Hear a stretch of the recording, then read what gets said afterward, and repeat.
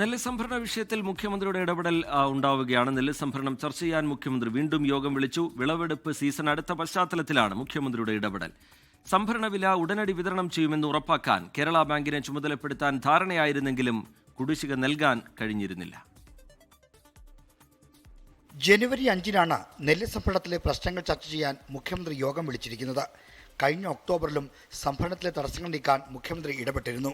നെല്ല് സംഭരിച്ചാൽ അതിന്റെ വില 1-2 ദിവസത്തിനകം കർഷകർക്ക് കൈമാറണമെന്നാണ് സർക്കാരിന്റെ തീരുമാനം. എന്നാൽ പാഡി റസീറ്റ് സ്കീം പ്രകാരം തുക കൈമാറാൻ ബാങ്കുകളുമായി ധാരണയിലെത്താത്തതാണ് പ്രശ്നം. കഴിഞ്ഞ സീസണിൽ ചുമതലയുണ്ടായിരുന്ന ബാങ്കുകൾ പലിശയുടെ കാര്യത്തിൽ സർക്കാരുമായി കലഹിച്ചതിനെ തുടർന്ന് പണം വിതരണം ചെയ്യുന്നത് 2 മാസം വൈകിയിരുന്നു. തിരഞ്ഞെടുപ്പ് കാലമായതിനാൽ ഇത്തവണ അത്തരം പ്രശ്നങ്ങൾ ആവർത്തിക്കാതിരിക്കാനാണ് മുഖ്യമന്ത്രി നേരിട്ട് ഇടപെടുന്നത്. പ്രതിസന്ധി ഒഴിവാക്കാൻ സംഭരണ വില നൽകുന്നതിന് കേരള ബാങ്കിനെ ചുമതലപ്പെടുത്താൻ ധാരണയായിരുന്നു. എന്നാൽ സപ്ലൈകോ കേരള ബാങ്കിന് നൽകാനുള്ള 700 കോടിയിൽ പരം രൂപ കൊടുത്തീർത്താൽ മാത്രമേ ചുമതല ഏറ്റെടുക്കാൻ കഴിയൂവെന്നാണ് കേരള ബാങ്കിന്റെ നിലപാട്. കേരള ബാങ്കിന്റെ കുടിശ്ശിക തീർക്കാൻ പ്രാഥമിക സഹകരണ സംഘങ്ങളുടെ കൺസോർഷ്യത്തിൽ നിന്ന് വായ്പ എടുക്കാൻ തീരുമാനിച്ചിരുന്നെങ്കിലും ഇനിയും നടപ്പായിട്ടില്ല. മുഖ്യമന്ത്രി വിളിച്ച യോഗത്തിൽ ഇക്കാര്യത്തിൽ അന്തിമ തീരുമാനമുണ്ടായേക്കും.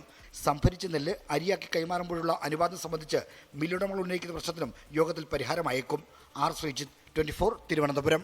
ലോകത്തെവിടെയായാലും ഏത് സമയത്തും 24 വാർത്തകളും ഓഗ്മെന്റഡ് റിയാലിറ്റി പാക്കേജുകളും എക്സ്പ്ലെയിനറുകളും വിശദമായി കാണാൻ ഞങ്ങളുടെ യൂട്യൂബ് ചാനൽ നിങ്ങൾക്ക് സബ്സ്ക്രൈബ് ചെയ്യാം.